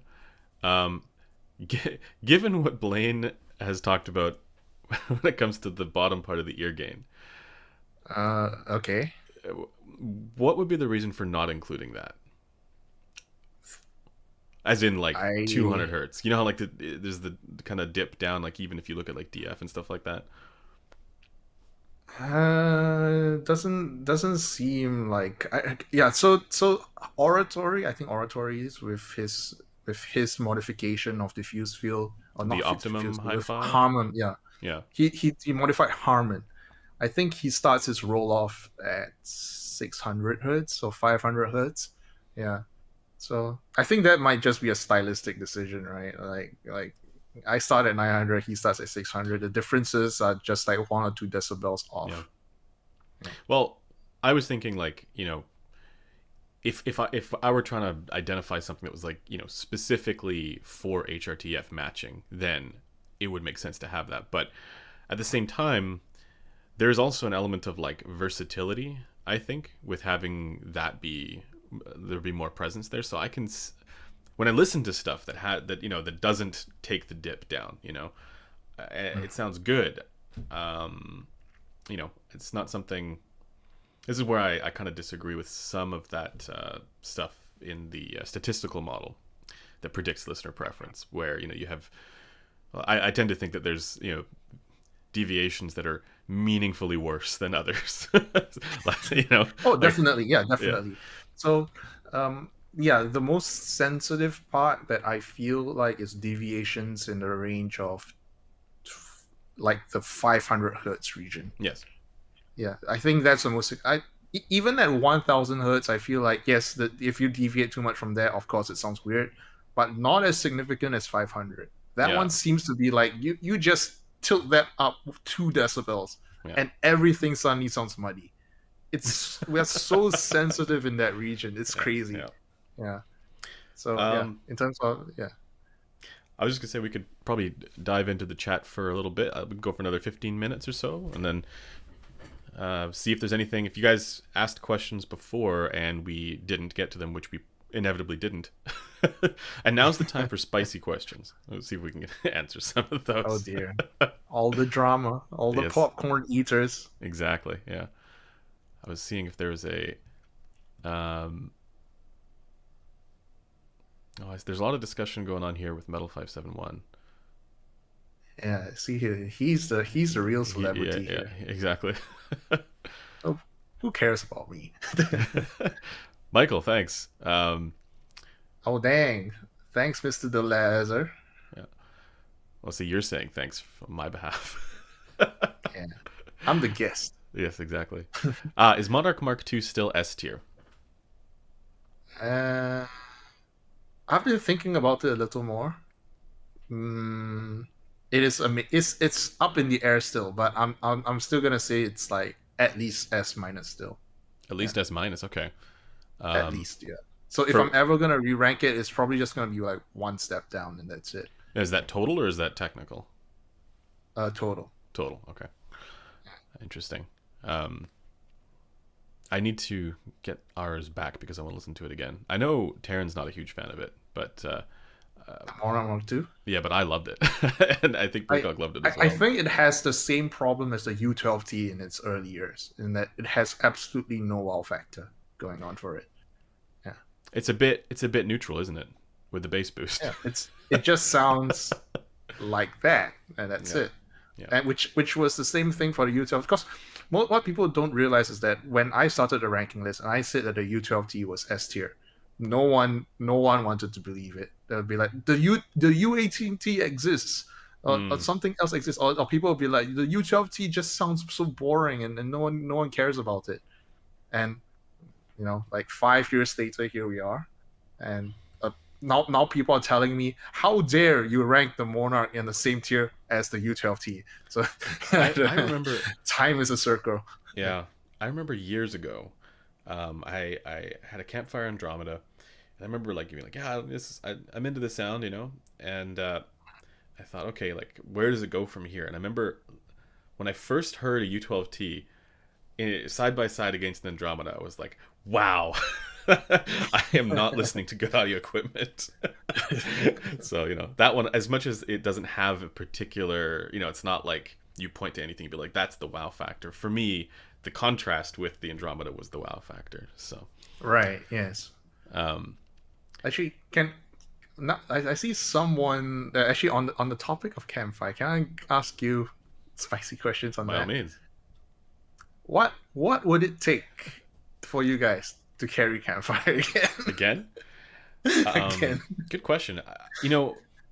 It it didn't have anything to do with me with when all of that happened. So I wasn't the one who had that correspondence, but I Cut did. the cord. Yeah. Yeah, but I did. I am aware of what they said. So I think basically all it would take is for an acknowledgement of their understanding of, that we allow our reviewers to have editorial freedom and integrity, and that we are not going to be, removing or censoring their opinions with, articles that they publish on the website or on the, YouTube channel. And if they are, willing to, basically acknowledge that, and see the, feedback or the, negative reviews as, feedback more than like, just a negative review, then I think, the door would be open. Like, I don't think we ever closed the door to them. I think we just, acknowledged that, there was that, misunderstanding, and that because of that, we didn't want to carry them anymore, which is fair enough. Yeah, right. Yeah. But Ball is in their court, I guess. Yeah. Yeah, that's kind of how I see it. But I don't know. Like, again, this is stuff that is outside of my purview. Like, and it didn't relate to anything in particular of any of my reviews or anything like that. So, but it related back to Precog's reviews, right? I think, yeah, I can't remember which one, but it was on one of their newer ones. It might have been. I'm not sure if it was like the ultra cheap ones or if it was on like the Mammoth Holocene ones. Oh, come on. Those are genuinely, okay, not the Holocene, but at least the Mammoth. That was terrible. But have you heard the Honeydew and Satsuma? Oh yeah, yeah. The Satsuma was just the comet. Yeah, it was just the comet, which was not terrible but not great. And the Honeydew was just awful. Wait, the Honeydew is the one with the massive base, right? Yep. Yeah, okay. That's the dynamic driver one. Yeah. They have a new one which is called like the Saber or some shit. I just didn't bother at that point. I just felt like, you know what, you guys have been, you guys can survive without me, I guess. I don't know. I just didn't care anymore. Yeah, I mean, they definitely captured lightning in the bottle with the Andromeda, but a lot of the rest of them, their stuff, I don't think it really. Yeah. Oh, well, of course not. Yeah. I was hoping that the Holocene would be a step in the right direction, but from what I'm hearing about the Saber, apparently it's not. So that's the thing is, I haven't heard the Mammoth or the Holocene, so I'm just relying on what Precog says on those two. But yeah, I think it was related to one of his articles that all of that happened. But yeah, Precog, homewrecker.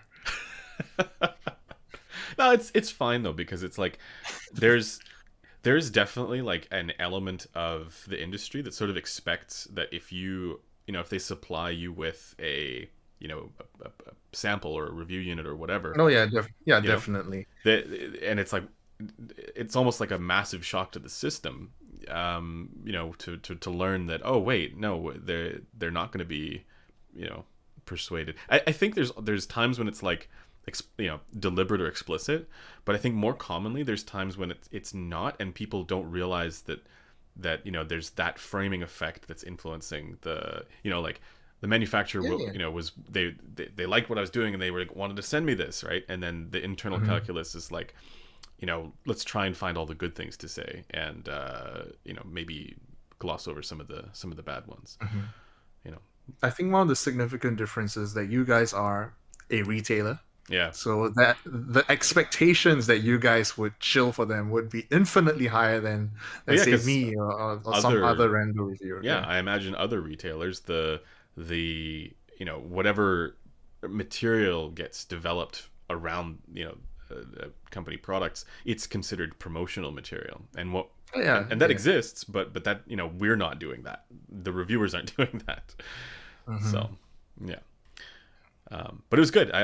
To me, that was kind of like a nice little, like, hey, we can actually show that we're standing behind it's not just empty words, we're actually doing it. But yeah, let's see what else there is for spicy questions. Spicy. Yeah. I think everyone has gotten the spice out of the system. Unless people still want to talk about KC, which honestly I don't want to anymore. What? Yeah, what? I had one for you. Did you get any? It's not really a spicy question, but did you get any progress or clarity on what happened with your previous channel? Nope, absolutely nothing at all. Like no communication whatsoever? No, nothing. So at this point, I just completely gave up. I'm like, That's got to be the whatever. most deflating thing ever. If you like work Yeah. to build up 100,000 subscribers, you Okay, know, so yeah, so at this point, because YouTube was not my livelihood, and in all honesty, having built that in like 5 months was so much better for my mental health when I eventually lost it all. Because at that point, I just saw it as like, it's just 5 months work. Like, who cares? yeah, But so just just like, yeah, just like fuck it. Take my account. I'll start a new one. I'm super extra careful with this current account. I make sure that nothing is on this account, like literally nothing at all. I have multiple owners and all that. Just ensure, just ticking off all of the check boxes in right. case this happens again. But most people should understand that, again, like this whole YouTube thing is at this point more a way for me to branch out as Hmm. opposed to it being my actual like job or whatever. Because my Yeah, job is still the website, crinacle.com. Just yeah. everything That's links back there. that's the thing is that even though you don't have access to your at the moment don't have access to your old 100,000 subscriber channel, it's not like that channel wasn't effective at increasing the your Oh yeah, profile and stature and all the things that YouTube channels do. it was really effective. Yeah. But to me, it's like with my current channel, I'm regaining back the old viewership. Like every single one of my videos are exceeding like 50K views. Hmm. So to me, it's like, all right, I guess we're You're back still there, yeah. from where we ended, right? Yeah, yeah, yeah. Well, Yeah. that's good. So you know so people have asked me like, how am I doing? Like I feel so sorry for me. I'm saying, don't be sorry. Like honestly, I'm doing quite fine because it's not like years of progress are lost, right? mm, hmm. Like, and to me, it's like I can foresee myself eventually hitting 100K again. Yeah. So it's not like this is a one-time off situation. I've already prepared a nice news like section for my second play button and all that. Yeah. Yeah, um yeah. It's all right. Yeah, it's all right. I of course wish that Google was more transparent in why my account got taken down. It could have been just a bot thing, some algorithm thing. I don't know, mm.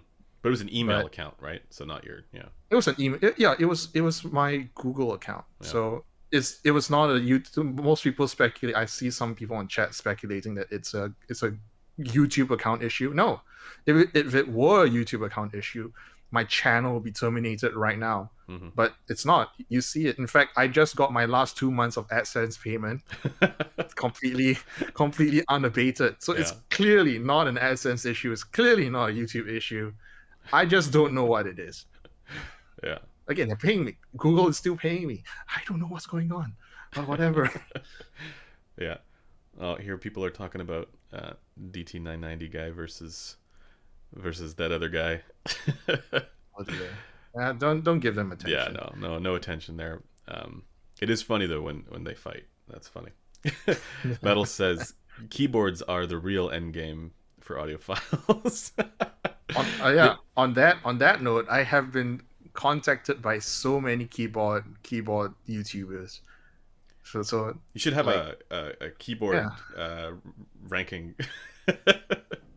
I want to try, Yeah, but interesting. the way that I see it is that at any time I want to go into a new industry, I want to carve out a niche for myself. Yeah. So with the headphones one, it was the measurements thing at first. Then I branched out into doing the ranking list, both of which were unique for Hmm. its time. So for keyboards, I need to find that X factor. I want to Yeah. say keyboard measurements, Well, but we it's. will see about that. I mean, it's going to be measurements of how they sound. Yeah, But yeah, people like are like doing, actual frequency Yeah, response measurements of like switches on like set one. But that's a conversation for a different time. yeah, Probably not going to happen, but it is a conversation. yeah. That's interesting. I also the reason why Metal says that I think is because he and I we've been in we'd always talk back and forth about the headphones and all this stuff, and then it wasn't that long for us the keyboard curiosity was peaked, and then it was like, okay, time to go down that rabbit hole, and so now we're both sort of in the let's figure out what's next on the keyboard frontier. And if you saw my desk right now, you'd see that there's a GMMK Pro in front of me with Boba U4Ts, or I almost said U12Ts, but then the rest of my desk is covered in switches and keycaps, and it's just like Yeah, the next like time sync. for the keyboard nerds, I'm using a Arco Mod 007 with Holy Boba switches. Uh, Sounds very talky for those who are obsessed with the talk. I'm Yeah. I'm I'm tempted to try some non-tactiles at some point because I'm not a huge fan of the Boba U4Ts. Somebody did me wrong on Twitter when they were recommending them. Oh, come Uh, on. I'm all right with it. I'm all right with the tactility of the mobile U4Ts at yeah, but least. I have wimpy fingers. Oh, you want Oh, it's something that's less lighter. tactile. Well, I'm used to the electrocapacitive stuff, because I was using that for a long Oh, time. oh So no. that's why. I mean, fine. Just go for light linears, I guess. But I'm Yeah, sure that they're more like um, experts in the comment section. Like, I don't like to go out of my lane. I know that I am absolutely a noob when it comes to keybs.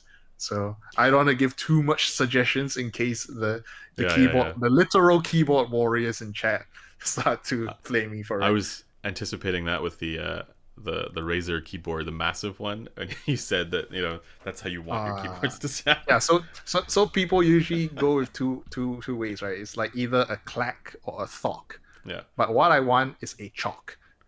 you want the sound of a gun A reloading. chalk. Yeah, like a chuckle, chuckle. Yeah. Yeah.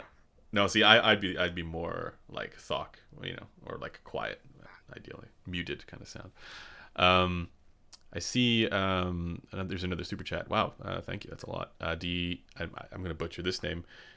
De The Audiophilos Audiophilos e e Locos. Locos. De Audiophilos e Locos. I enjoyed trying out the Aribus cans from Can Jam. Oh, from Juan at Can Jam 2022. Great event. Happy to see you two Uh, together. I'm oh, I wish I could be there. I oh at that was in just recent the Can Jam just recently in New York. I assume he Is means. it? I assume because he says Oh. 2022. I'm not Oh. sure if I've actually heard that headphone, but I've spoken with him, so I know that that's a thing that exists. But Mm. maybe I'm not sure if the one that I tried in SoCal was the one that is being referred to here, because it's not just him, but like there's people who are like they're making their own headphones, or they're modding headphones, and they're making various different adjustments. They're always on a new version than the next time you see them. So the Mhm. same was with Rux stuff, the Aurora's audio stuff, right? Um, Mhm. they're always kind of trying to tinkering and working to improve stuff. So it's difficult to weigh in and be like, this is how this one definitively sounds, because I have no idea. um, Can't wait to hear all of the North American memes that come out. I've heard all the Asian memes, of course, because I'm an Asian, so everyone in Asia sends me everything, but no one in North America sends me anything. No one in Europe sends me anything. So sad. is it because of shipping or Probably, yeah. yeah? But thankfully, there's lots of stuff in your area, as you're saying. So Oh yeah. Which is why I try so much chi-fi and so much like yeah, new DIY stuff from Asians. yeah. I still want to get the Phil phone in to try that out. I'm not sure if you've had a chance to hear that. Yeah, that too. Yeah. Someday. Phil, Uh, come to Singapore. All right. yeah. um, couple more questions here, and then we'll adjourn. But Stuart says, "Good to see you both. Current favorite kilobuck range open headphone. Kilobuck range being like around 1,000. So Favorite. yeah, Favorite. Clear OG. Clear OG. I was I gonna think say, that's my what's your front runner. favorite kilobuck open back headphone, and why is it the Clear OG? Maybe a hi-fi man. Actually, nah. I don't. I prefer the Clear OG over something like the Aria. But Yeah. what about that HE6 SEV2? You can get that under HE. at times when it's like on sale. No, I do not like that. Yeah. Okay, I do not like the HE6 SEV2. No. so what the funny thing about that is the one that I evaluated did not have that ridiculous like ear gain boost at around 3K. It was Oh, way more okay. normal. than the measurements that I've seen of other ones, also of the HE6 SEV1. So I don't know what was going on there. Mm. Could also be differences with the pads and stuff like that. Um, there is only one key switch, the Toper capacitive. So that's the stuff I'm used to. But I'm getting more Oh. into the more fancy switches, I guess, from mech stuff. Wait? Did I miss one? No, I think. Guys, we'll run with the current ones, and then we'll stop asking, stop doing super chats. Um, do BC drivers work? Bone Oh, bone conduction. conduction. I'm like, I live in British Columbia, so I'm like, what? What are you talking about? Have you heard the unique melody Mexed? And I does have one. Yeah, the I have small one. DD in the IE600 affect it in some way? I have one. Hmm. The MEXT is basically a mini MEST. Okay. So if you just want something cheaper that has the same flavor ish, and there you go, MEXT. Hmm. But I don't think that the BC driver necessarily does a lot because bone conduction. If you've ever tried any of the bone conduction headphones before, like aftershocks or whatever, you realize that they don't sound any different or don't feel any different from uh like regular like just speakers playing outside of your ear. Hmm. It's the only time you actually realize that there's a difference if you actually plug your ears while those bone conduction headphones are on. Then Right. you realize like, holy shit, I'm still hearing the sounds. What's going on? But Yeah. when you take your fingers out, it's like sounds still sounds like speakers Yeah. because yeah, you don't necessarily feel the bone conduction. Yeah. Right. Um, Real Audio Reviews says, or is asking U12T versus Aria in terms of resolution. This is for Uh, Crin, I think. I don't like to correlate like IEM resolution, I don't headphone either. resolution. Yeah. So can I ignore that? Okay, if I don't ignore the question, I would say like it's probably like a B tier headphone in terms of like U12T. Probably. Like I'm gonna say that would Aria be as my, well. Yeah, yeah. Like a but U12T S tier in terms of IEMs is it's not the best in terms of like headphone scaling. mhm. So yeah. Very difficult on that. You know, to make that cross comparison. Um, but if you're like, in some sense, I could be happier with a U12T than an Aria, because I mean, apart from the portability aspect, but the tonality of the U12T is more my kind of jam. You know, for it's the versatility that it gives Or you. less sharp, Less less less shouty. ear gain. Yeah, yeah. I like, to me, the Aria, as much as I like it, I find that it's a little too much in the ear gain. So you know, Eddie Wolf. What would you guys consider the top three headphones for virtualized surround sound, so games and movies? HD100S.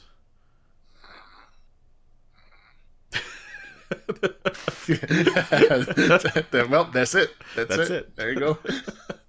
I don't know. Do you have any like that you'd consider like in the more like affordable range that you think? I'm basically stealing your question here, Ade.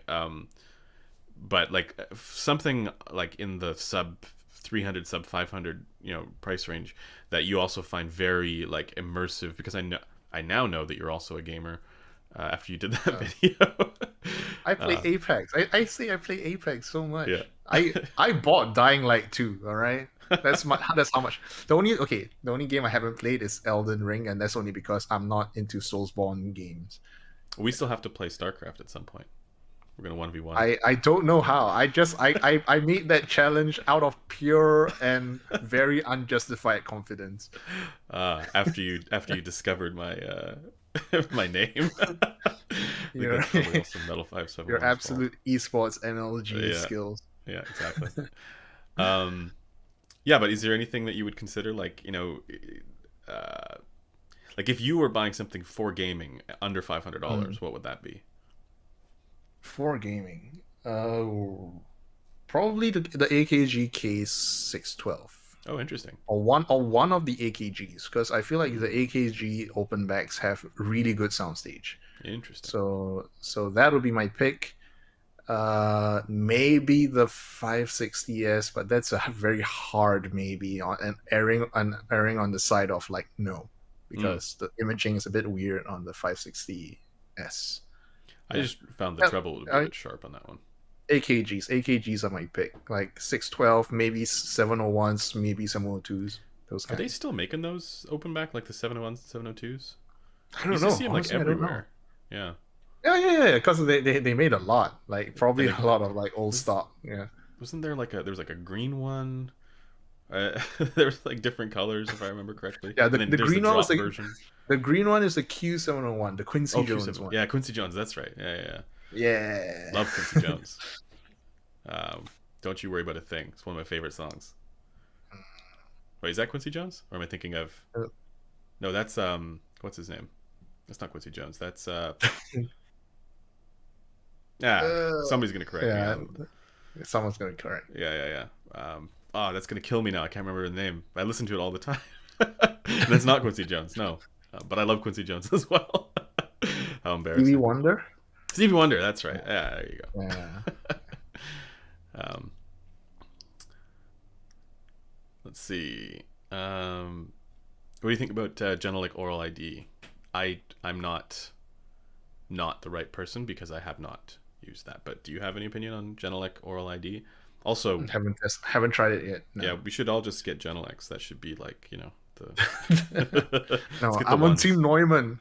I'm actually on. I mean, either Neumann or JBL. Yeah. JBL. Oh, interesting. Yeah. I mean JBL because it's cheaper. Genelecs are kind of like more if you have Neumann money. Yeah. Okay. Yeah. I At that I'm point, I, I prefer Neumanns. I'm very curious about the Genelec ones because everybody keeps telling me about them. So Okay.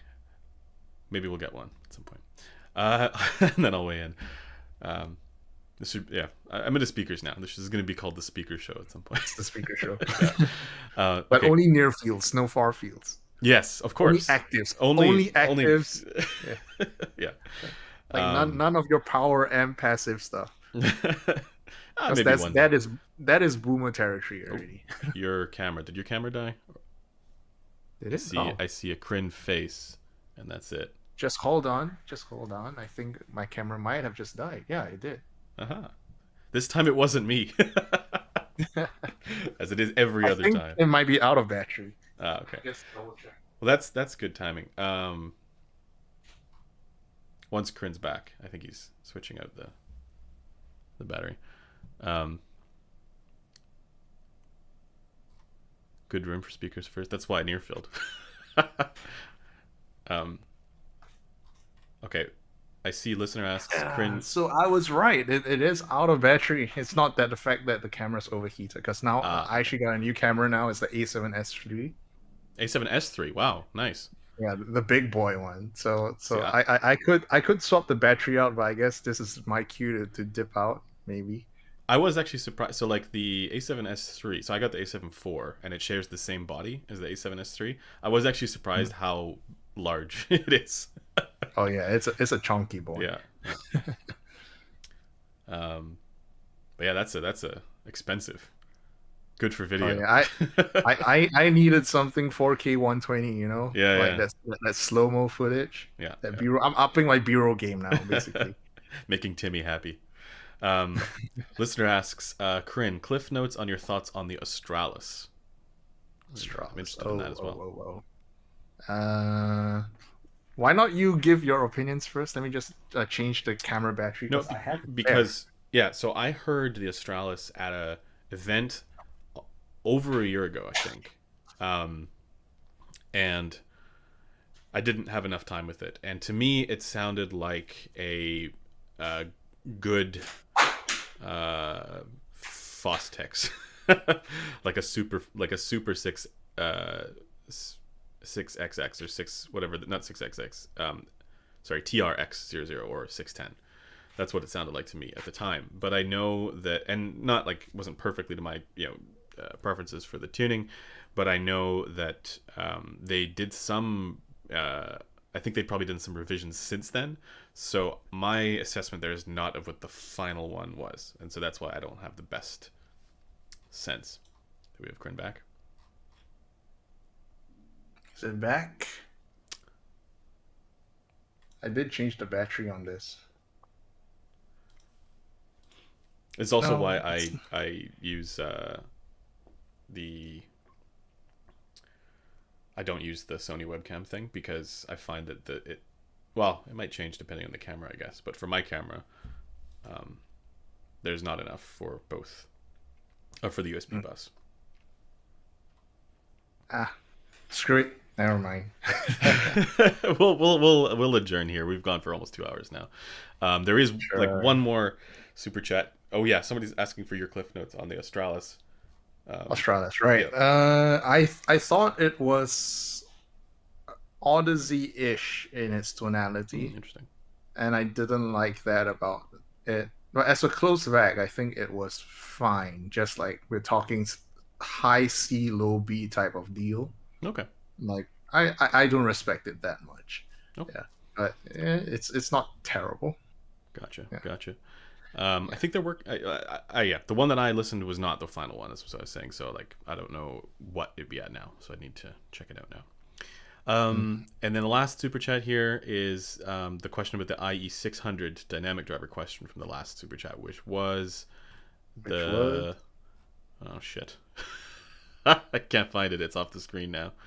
Uh, okay, what are your thoughts on the IE600 and the dynamic driver wow. question? Yeah, I have an entire video on it. Go and watch it. All of your answers will Oh, be here. answered in 12-minute video. It actually is. I found it now. It says, "Does the small dynamic driver in the IE600 affect it in some way?" I think that was in the context of like the bone conduction driver in the Okay, UMS so the Maxi. way that I see driver size is the way that I see driver quantity. I thought that was going to That go a completely different direction. it doesn't matter at all. Not matter. I mean, it matters, of course, but not in the way that people understand. Yeah, Like, a larger driver equals better sound. No, it doesn't work that way. Same with the whole like more drivers equals better sound. yeah, Yeah, just get something that is good. Full stop. Don't think about the driver size. Don't think about the number of drivers. Don't even think about the type of drivers unless it relates back to tuning. For example, ESTs, you know, yeah. naturally being slightly more dipped in the upper treble. Yeah. So. Gotcha. I look forward to at some point hearing that. I think I know DMS has heard it, Wait, but you haven't got one yet? like I said, Sennheiser. They I have Very no sad. correspondence with them. I put up their press releases all the time on the site, but I haven't talked to them. So yeah, Sennheiser, if you're watching this, send me IE600, But are please. you guys taking pre-orders for them as well, I have or no idea. not yet? Like yeah, I'm not. That's a Terran thing. That's not a me thing. So we've structured this so that we as best we can that I have no involvement in that. Mhm. Um, but yeah, I think that's basically going to do it for the stream, guys. I want to thank Crin, of course, for joining us and giving us all of his wisdom and insight on all things headphones and IEMs, and of course, getting into some of the spicier drama The filled spicy topics. drum, uh, popcorn. Yeah, Everyone comes here for popcorn. Why can't you exactly. just come here and just let's chill out, huh? Yeah, No. yeah. Just hang out. No, we need that spice. It's great. It's what spice. What? Yeah, something is the spice of life. We could say drama is the spice of Variety, life. Yeah, variety is the spice of variety. life. I'd say Crin is the spice of life. Okay, there we go. We could probably end on that. But thanks to everybody for all of your amazing questions in the chat, and thanks to everybody who came and checked this out. This was a lot of fun to do. So, with that out of the way, just a gentle reminder to subscribe to Crin's channel if you haven't done so Yes, already. right. Links in the description for Crin's website. Definitely go there, and if you want to support what he's doing, do Patreon stuff. By dusk, what else? Am I Yeah. missing some Midnight, midnight? dawn, Except for the eclipse. KZ one. Yeah, yeah. But yeah, I think that's basically it. If you want more stuff from us, you can do the same for us. Check out our review section up on headphones.com. and obviously this is the channel as well.